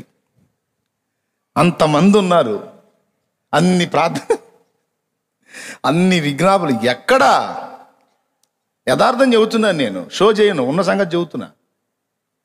అన్న మా కోసం ప్రేయర్ చేయండి. ఇప్పుడు ప్రార్థన విజయాలు చూసి కామెంట్స్ పెడతారు. ఎందుకంటే అక్కడ కొంతమందికి దేవుడు సమాధానం ఇచ్చాడు కనుక అన్న ప్రార్థన చేస్తే మాకు కూడా జవాబు వచ్చిద్దేమో అని, ఏమో రాయార్థం తగిలితే తగిలింది అంటే రాయి కొడుతుంటారు నాకు అందులో కామెంట్ రూపంలో. వాళ్ళు అట్లా కొడితే నేను గంప నిండా రాళ్ళు తీసుకొని ఒకేసారి ఇసురు కొడతాను అన్నమాట. అందరికి కలిపి ఒకటే, ఎంతమంది అయితే ప్రభువా ప్రార్థించమని కోరారో వారందరికీ కూడా నువ్వు సహాయం చేయనాయనని నేను అందరినీ కలిపి ఒక్కటే తాలింపు వేసి పడేస్తానంట, అయిపోద్ది.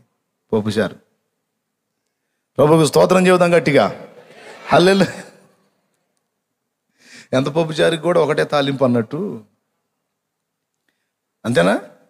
పెద్ద డేష పప్పుచారికి ఏమన్నా ఒక 20 డేషాలు తాలింపు వేస్తామా? ఒకటే తాలింపు. అది వాళ్ళందరూ మొత్తుకుంటున్నారు, ప్రభా నాది కూడా ఒకటే వేసుకో ప్రభా, స్తోత్రం రాయ. ఎందుకు ఈ మాట చెప్పాను?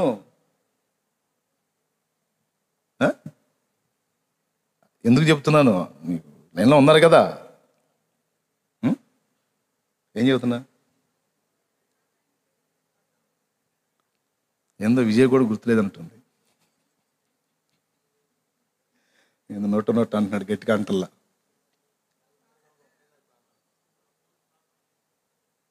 మనుష్య రీతిగా నా ముఖం ఎరుగని వారి కొరకు నేను ప్రార్థన చేశాను అన్నాడు. అది తెలిసిన వాళ్ళని పరిచయం ఉన్న వాళ్ళని గుర్తు చేసుకోవాలంటే మన వల్ల కాదైతే అసలు ఎరగని వాళ్ళ కోసం కూడా చేశాను అంటాడు ఆయన. ఎక్కడుందన్నా అని మీకు డౌట్ ఏమో, అనుమానంగా చూస్తున్నారు. తీయండి.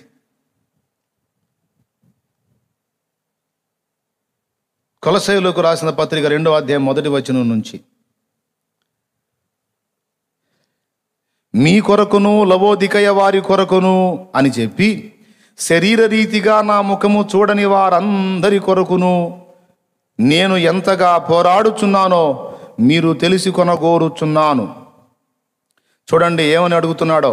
వారు ప్రేమయందు అతుకబడి సంపూర్ణ గ్రహింపు యొక్క సకలైశ్వర్యము కలిగిన వారై దేవుని మర్మమై ఉన్న క్రీస్తును స్పష్టముగా తెలుసుకున్నవారై తమ హృదయములలో ఆదరణ పొందవలెనని వారందరి కొరకు పోరాడుచున్నాను.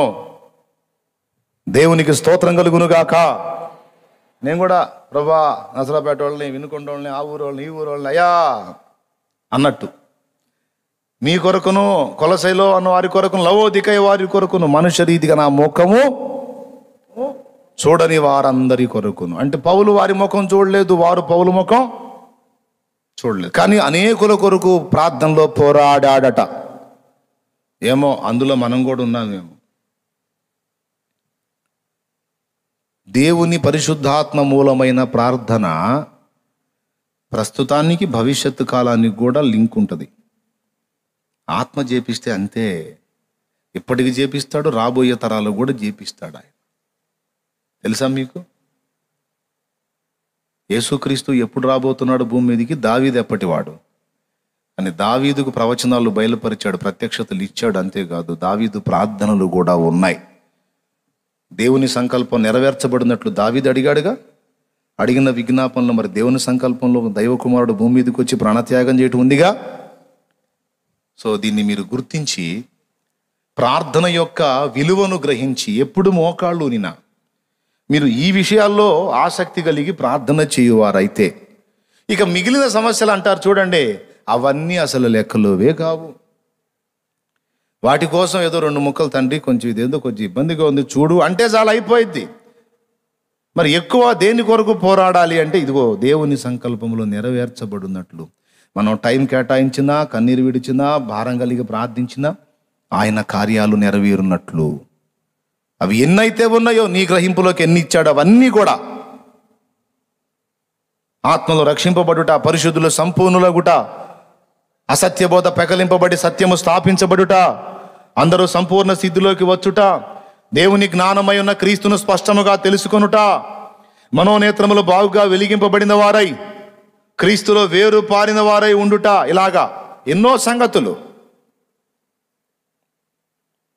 వాటన్నిటి కొరకు నీ ప్రార్థన ఉండాలి. ఇది మనం దేవునికి ఇచ్చున్నది. ఇలాగా ప్రార్థన ఇక్కడి నుంచి అక్కడికి వెళితే అప్పుడు ఆయన భూమి మీదకి వచ్చినప్పుడు ఇక అపవాది అడ్డుపడాడు.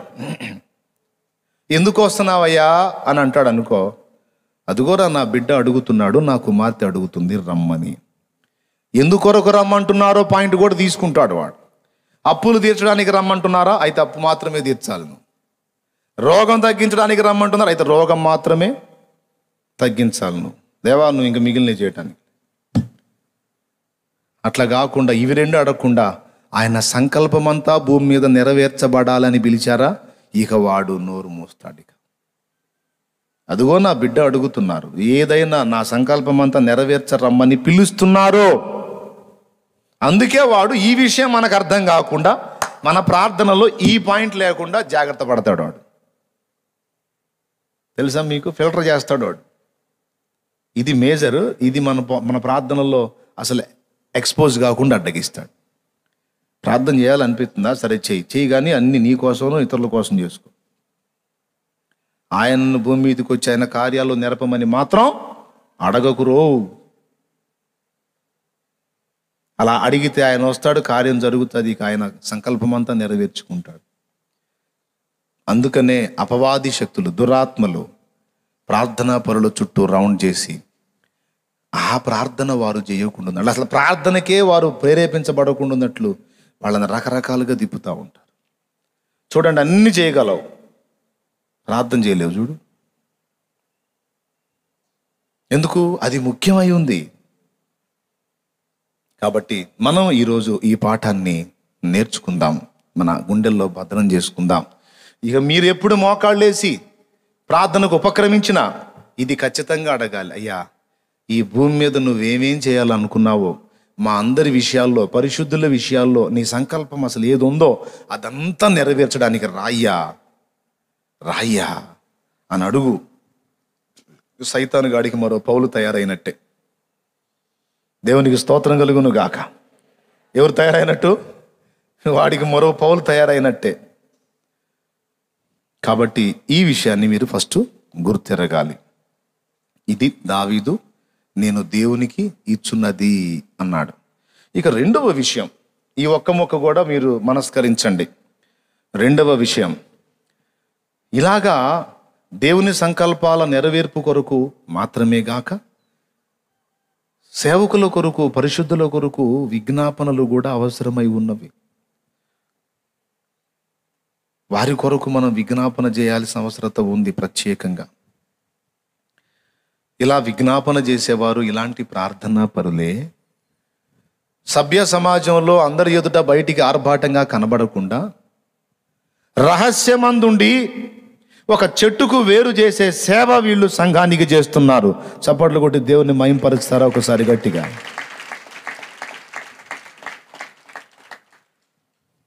కాండము, కొమ్మలు, ఆకులు, పండ్లు, చెట్టు పైకి కనపడిద్ది, వేరు కనపడిద్దా? అదే వేరు తను తాను బయటికి కనపరుచుకోవడానికి ప్రయత్నిస్తే చెట్టు బతికిద్దా? చచ్చిద్ది. చెట్టు బతకాలి అంటే వేరు రహస్యంలోనే ఉండాలి. వేరు ఎక్స్పోజ్ కాకూడదు. వేరు బయటికి కనబడడానికి ఆశించకూడదు. వేరు బయట కనబడడానికి ఆశించిందంటే చెట్టుకు ప్రమాదం. వేరు భూగర్భంలోనే ఉండాలంటే రహస్యమందు ఉండాలి.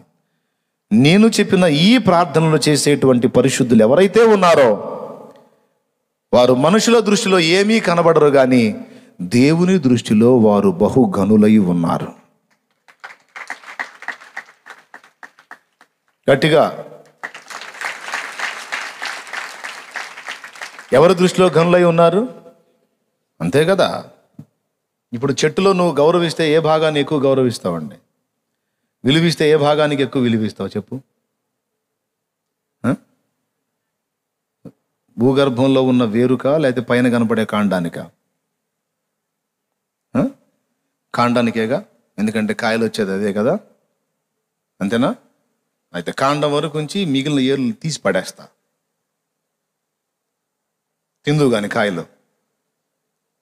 కాండం వరకు ఉంచుతాను, పైన కొమ్మలు, ఆకులు, కాయలన్నీ ఉంటే కింద వేరు తీసి పడేస్తా, ఎండిపోయిన కాయలు తిందు కానీ. అదేందన్నా మరి కాండం కూడా కావాలి కదండి. ఎందుకు కావాలి? తీసేయి, కాండాన్ని నరికాయి, వేరు మొదలుంటే చాలు, మళ్ళా అంతకంత చెట్టు వచ్చేస్తుంది. ఇప్పుడు చెప్పు, దేనికి ఎక్కువ విలువ? అదే వేరు తీసి కాండం ఉంచు, వేరు పుట్టిద్దా? కష్టం. కొన్ని చెట్లకు పుట్టిద్ది, కొన్నిటికి పుట్టదు. ఒకవేళ చెట్టు బతకాలంటే ఎట్టి పరిస్థితుల్లో వేరు అవసరం. కాబట్టి ఏది ముఖ్యం? రైట్. కాబట్టి సార్వత్రిక సంఘం మొత్తానికి కూడా ఈ మాట, వేరు పరిచర్య చేసేటువంటి భక్తులు వాళ్ళు బయటికి కనబడరు. నేను చెప్తున్నాను, ఈ ఒక్క పచ్చి నిజం అందరూ గుర్తుపెట్టుకోండి. సీనియర్లు, జూనియర్లు అందరూ గుర్తుపెట్టుకోండి. ఈరోజు ప్రసంగ పీఠికల మీద, వేదికల మీద అబ్బో ఆయన ఇంత, ఈయన ఇంత, అబ్బో ఆయన మామూలు కాదు, అబ్బో ఈయన ఇంత అని భజన పొందుతున్నారు కొంతమంది. కోర్స్ అందులో నేను ఒకడిని కావచ్చు. నేను చెప్తున్నా, వీళ్ళెవ్వరూ కూడా రేపు ఫస్ట్ లైన్లో అక్కడ రారు, అక్కడ కనబడరు. మరి ఎవరు కనపడతారంటే పరలోకం అంతా కూడా అదే రివర్సు. పరలోకం రివర్స్ అన్నమాట, భూలోకానికి ఆపోజిట్ అన్నట్టు రివర్స్ ఉంటుంది. ఇక్కడ బయటికి కనపడ్డాయి కాండాలు, భూగర్భంలో వేర్లు ఉన్నాయి కదా. ఇక్కడ ఏవైతే రహస్యంలో ఉన్నాయో అక్కడ అవి మెయిన్లో కనపడతాయి. ఇక్కడ ఏవైతే బాగా హడావుడిగా కనపడ్డాయో అవన్నీ రేపు మరుగైపోతాయి. అందుకే ఆ గతి పట్టకుండున్నట్లు ఇప్పుడు అవకాశం ఉన్నంత వరకు మరుగైపోవటానికి ఇష్టపడితే మంచిది అని నా సలహా. లేదు కాదు నాకు కూడా భజన కావాల్సిందే, భజనాయ స్వాహ అంటే నేను చేయగలిగింది ఏం లేదు, తిప్పలు పడు, చూపించుకో, నువ్వు బాగా తపనగా చూపించుకో, బాగా చూపించుకో, ఏం పర్వాలా. కానీ రేపు మాత్రం నువ్వు అక్కడ శాశ్వత రాజ్యంలో మాత్రం నీ బతుకంతా మరుగునే. స్తోత్రం చెప్పు గట్టిగా. ఎందుకు వచ్చిన గొడవ, ఏదో వేరులాగా రహస్యంలో పడి ఉంటాను, పర్వాలేదు. ఏదో చూపిస్తే ఆయన చూపించుకొని నేనుగా మాత్రం నన్ను నేను చూపించుకోవటానికి ఆశించొద్దు, నేను మరుగునే ఉంటాను అని నిన్ను తగ్గించుకొని మరుగు చేసుకుంటివా, దేవుని రాజ్యంలో నువ్వు హెచ్చింపబడతావు. నేను చెప్తున్నా, రేపు అక్కడికి వచ్చే వాళ్ళల్లో ప్రథమ స్థానంలో ఉండేవాళ్ళు వేరులే.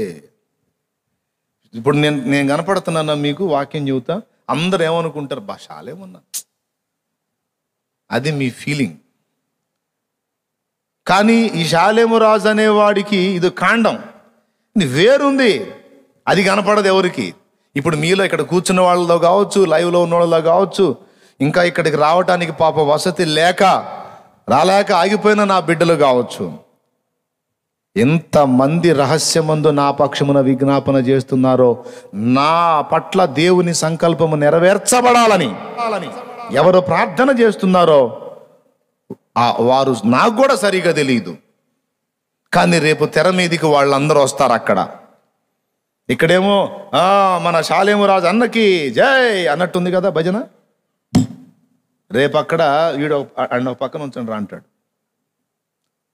అన్న పక్కన ఉంచండి అని ఈ తెర మరుగునున్నటువంటి వ్యక్తులు, తల్లులు కావచ్చు, తండ్రులు కావచ్చు, అన్నలు కావచ్చు, తమ్ముళ్ళు కావచ్చు, అక్కలు కావచ్చు, చెల్లెళ్ళు కావచ్చు, వీళ్ళు బయటికి కనపడలా. కానీ నా విషయంలో దేవుని సంకల్పం నెరవేర్చబడినట్లు, దేవుడు నన్ను వాడుకున్నట్లు, నా భద్రత కొరకు నా పక్షముగా, ఇంకా పరిశుద్ధుల పక్షంగా, ఇంకా దైవ జనాంగం పక్షంగా ఎంతమంది విజ్ఞాపన చేశారో వాళ్ళందరూ లైన్లోకి వస్తారు. అప్పుడు తెల్లముఖం వేసుకొని చూస్తారన్నమాట. అందరూ చూస్తారు తెల్లముఖం వేసుకొని. సహజంగా ఏమనుకుంటారు, రేపు షాలేము రాజు అన్న అసలు నిజంగా ముందు వరుసలో ఉంటాడేమో, అసలు ఫలానా అన్న ముందు వరుసలో ఉంటాడేమో, ఏసన్న ముందు వరుసలో ఉంటాడేమో, ఇంకొక అన్న ముందు వరుసలో ఉంటాడేమో అని అనుకుంటారు కదా. నేను చెబుతున్నా, ఎవ్వరు ఉండరు.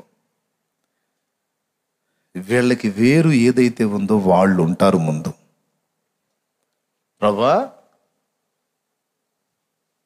పాపం వీళ్ళు కూడా అక్కడ అదే అనుకుంటారు. అక్కడ చేరినాక ఇప్పుడు ఇక షాలేమన్నని పిలుస్తాడు చూడు, ఇప్పుడు ఇక ఫలానా అన్నని పిలుస్తాడు చూడు అంటే వాళ్ళందరినీ పక్క పెట్టండి రా. ఎవరో అసలు నువ్వు ఊహించిన వాళ్ళు వస్తారు ఆడికి. విచిత్రం. అందులో అక్షర జ్ఞానం ఒక్కటి కూడా లేని మొరట మనుషులు కూడా ఉండొచ్చు. అబ్బో ఏమొచ్చింది, ఊరి ఈయనొచ్చాడేంది, ఎవరు అక్షరం మొక్కలేదుగా, మోటోడుగా ఈయనొచ్చాడేంది. మోటువాడైతేనేమి, అక్షర జ్ఞానం లేనివాడైతేనే దేవుని సంకల్పం భూమి మీద నెరవేరినట్లు ప్రార్థన చేసిన ప్రార్థనా పరుడో, దైవజనులుగా వాడబడిన వారి విషయంలో, క్రొత్తవారు లేపబడే విషయంలో విజ్ఞాపన చేసిన విజ్ఞాపన కర్త, వీళ్ళందరూ ముందు వరుసలో ఉంటారు. వీళ్ళందరూ ఎవరు ప్రభువా అని వాళ్ళు అడిగితే అప్పుడు మమ్మల్ని చూపి వదిగో వాళ్ళకి వేర్లు అంటాడు. వాళ్ళకి వేర్లు, వేర్లా, అవును వాళ్ళు కదా ముందు రావాల్సింది, వాళ్ళు కదా అది భూలోక న్యాయం. భూలోకంలో అట్లా జరిగిద్ది బాబు. భూలోకంలో వేర్లు గర్భంలో ఉంటాయి, భూగర్భంలో కాండాలు బయటికి కనపడతాయి. పరలోకంలో అట్ట కాదు, వేర్లు ముందు మెయిన్లో బయటికి కనపడతాయి. అట్లాగా ఘనత ఎవరికి? మరుగుపరచబడి మరుగున ఉండి రహస్యములో ఉండి ఆయన కొరకు విజ్ఞాపన చేసిన వారికి, ప్రార్థన చేసిన వారికి. కాబట్టి ఈ విషయాన్ని అందరూ కూడా గుర్తించి ఈ ఉపదేశాన్ని మనస్కరించి ఇలాగూ ప్రభు యొక్క సంకల్పం అంతా నెరవేర్చబడినట్లు మీరందరూ కూడా ప్రార్థనా పరులు కావాలని నేను చెప్పినటువంటి ఈ ప్రార్థనలు, ఏది ఆత్మ సంబంధమైన విషయాల కొరకు, దేవుని కార్యాల కొరకు చేసేటువంటి ప్రార్థనలు ఏ వ్యక్తి కలిగి ఉంటారో ఆ వ్యక్తులు ఇక నడుస్తా పోతా ఇదిగో ఇతనికి ఏందో కొంచెం బాగలేదంట ప్రభా, కొంచెం కనిపెట్టాయా అంటే చాలు, ఒక విజ్ఞాపన చాలు. చూడయ్యా కొద్దిగా పాపం, కొంచెం చూడయ్యా అంటే అయిపోయింది అక్కడ. వెండి బంగారములు నా యొద్ద లేవు, కానీ నేను కలిగి ఉన్న యేసు నామమున లే. మళ్ళీ స్వస్థత కూటం పెట్టల పేతురు యోహాన్లు అక్కడ పెట్టారా? దేవునికి స్తోత్రం కలుగును గాక. సమస్య లేదు, లే అనేసారు, లేపారు, పక్కన పడేశారు, పోయారు అంతే. మళ్ళా వాడిని బాగు చేసి మళ్ళీ అక్కడ ఫోజీలా ఓయ్ అని, మాది కాదు ఆయన, అంతే ముందుకు వెళ్ళిపోయారు. అలాగా ఒక మాట అడిగితే చాలు. ఈ ప్రార్థన కలిగి ఉన్నోళ్ళు, ఆయన సంకల్పం కొరకు విజ్ఞాపన చేసే ప్రార్థన యోధులు ఎవరైతే ఉన్నారో, ఆ వాటి కోసం, ఆత్మ సంబంధమైన వాటి కోసం పెనుగులాడే వాళ్ళు ఎవరైతే ఉన్నారో వాళ్ళు చాలా సమీపస్తులు దేవునికి. అదొక మెట్టు. ఆ మెట్టులోకి వెళ్ళిపోయిన తర్వాత ఇంకేం లేదు. ఇక నీ సంగతుల విషయం అయితే సరే, నీకు అడగబుద్ధి కూడా కాదు, ఆయన చూస్తాడులే. మరీ నొప్పి అనిపిస్తే ఎందుకు కొంచెం చూడయ్యా, అయిపోయింది. ఏంది, నీ గురించి ఆలోచించావా, అదే ఏముంది తీసేస్తా, ముందు ఆ సంగతులు చూడు అంటాడు. అందుకే వాడు మనం ఆత్మ సంబంధమైన వాటిలోకి వెళ్లకుండా శరీర సంబంధమైన వాటి గురించే ప్రార్థన చేయనట్లు, యాచన చేయనట్లు, విజ్ఞాపన అంతా ఇందులోనే కూర్చోబెట్టాడు లూసిఫర్ గాడు. కీలకమంతానేమో అందులో ఉంది, ఇప్పుడు నేను చెప్పిన దానిలో ఉంది. అది దాని మీదకి మన దృష్టి పోకుండా వీటి మీదకి మన దృష్టి వచ్చేటట్టు శత్రువు మోసగించాడు ప్రార్థనలో కూడా. మళ్ళీ మన ఫీలింగ్ నేను కూడా ప్రార్థన చేస్తున్నానని, అందులో కూడా ఇలాంటిది ఉందని మనం గుర్తుపట్టమైతమే. కాబట్టి నిన్నటి ధ్యానంలో మనం ప్రార్థన చేయటమే కాదు, దేవుడు ఏమి సెలవిచ్చున్నని దాన్ని కనిపెట్టుకున్నట్టు కొరకు, అలాగే ఇంకా దేవుని సంకల్పాలు మనం ఎరిగి ప్రార్థన చేయనట్లు ముందే కనిపెట్టుకున్నట అనేటువంటి ఘట్టాన్ని గురించి, అంశాన్ని గురించి మనం ధ్యానించుకున్నాం. ఈరోజు దేవునికి మనం చేసే ఉపకారం ఏమిటి అని టైటిల్ రాసుకో, అంతే. ఈ అంశం అంతా కూడా అందులో ఉంటుంది అన్నమాట. దేవునికి మనము చేయు ఉపకారము. దేవునికి కూడా మనం సహాయం చేస్తామా, దేవునికి మనం ఉపకారం చేస్తామా అంటే చేస్తాము. ఇది టైటిల్. ప్రభువుకి మనం చేసే ఉపకారం. కాబట్టి మీరందరూ కూడా అలాంటి డెప్త్లోకి రావాలని, ఆ మెట్టు మీరు ఎక్కాలని, ఆ అంతస్తుకు మీరు చేరాలని, శ్రేష్ఠ భక్తులై మరుగైపోయి ఎక్కడ మనల్ని మనం ఎక్స్పోజ్ చేసుకునే ఆలోచన లేకుండా మనల్ని మనం తగ్గించుకొని దేవుని కనులు ఎదుట నేను కనబడితే చాలు, మనుషులు నాకేం భజన చేయాల్సిన అవసరంలా, నాకేం నీరాజనాలు పలకాల్సిన అవసరంలా, జేజేలు పలకాల్సిన అవసరంలా, ఇక్కడ ఎవ్వడూ నన్ను గుర్తించకపోయినా పర్వాలా, నేను మరుగునే ఉంటా. కానీ దేవుని సంకల్పం నెరవేర్చబడటం కోసం ఆయన నాకు ఏమేమి చెప్పునో వాటన్నిటి కొరకు ప్రార్థన చేస్తా, ఆత్మలో ప్రార్థన చేస్తా, మనస్సుతో ప్రార్థన చేస్తా. సత్యమనే దట్టిని కట్టుకొని, నీతి అనే మైమరవు తొడుగుకొని, సత్యమనే దట్టిని కట్టుకొని, నీతి అనే మైమరవు తొడుగుకొని, సమాధాన శుభవార్తను ప్రకటించుదా, సమాధాన శుభవార్తను ప్రకటించుదా, సిద్ధ మనసు అనుజోడు తొడుగుకుందము, సిద్ధ మనసు అనుజోడు తొడుగుకుందము, అపవాది అగ్ని పొదిని ఆర్పివేయుదం, ఆత్మలో ప్రతి సమయం ప్రార్థింతుము, అపవాది అగ్ని పొదిని ఆర్పివేయుదం, ఆత్మలో ప్రతి సమయం ప్రార్థింతుము. వెను తిరిగి చూడక విశ్వాసం వీడక, వెను తిరిగి చూడక విశ్వాసం వీడక, సాగిపోవాలి సాగిపోవాలి సాగిపోవాలి.